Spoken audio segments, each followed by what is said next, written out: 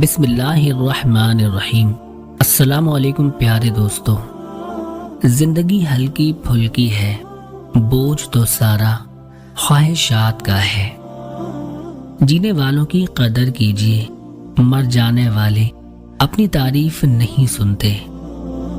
अपने अंदर बर्दाश्त पैदा करें, मालूम नहीं आपको कौन कौन बर्दाश्त कर रहा है। इल्म फैलाना ऐसा खजाना है जिसके फल का सवाब आपको मिलता रहेगा। सुकून इंसान का कमाल नहीं बल्कि रब की आता है। खुद को अल्लाह के रास्ते सौंप दो, फिर चमकती हुई किस्मत देखो। बेटी की ज़ात अगर मुक़द्दस ना होती तो हज़रत मोहम्मद सल्लल्लाहु ताला अलैहि वसल्लम की औलाद का सिलसिला बेटी से शुरू ना होता। बाज़ दफ़ा लड़ाई झगड़े से एक कदम पीछे हटकर तबाही रोकी जा सकती है। परेशान ना हो, अल्लाह पाक रास्ते पहले ही बना देता है, लेकिन आता सिर्फ वक्त पर करता है।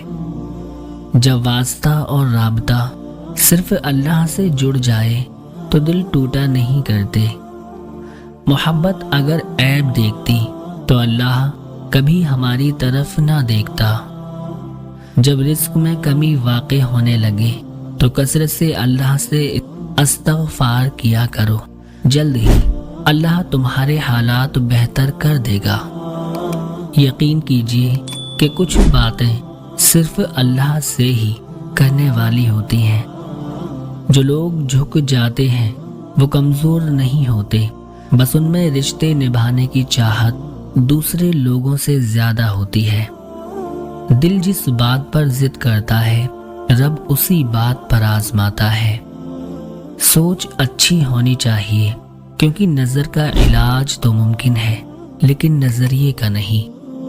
कभी कभी इंसान अपनी जिंदगी में ना चाहते हुए भी एक ऐसे मकाम पर आ खड़ा होता है जहां वो अपना दर्द सिवाय अल्लाह के किसी को नहीं सुना सकता।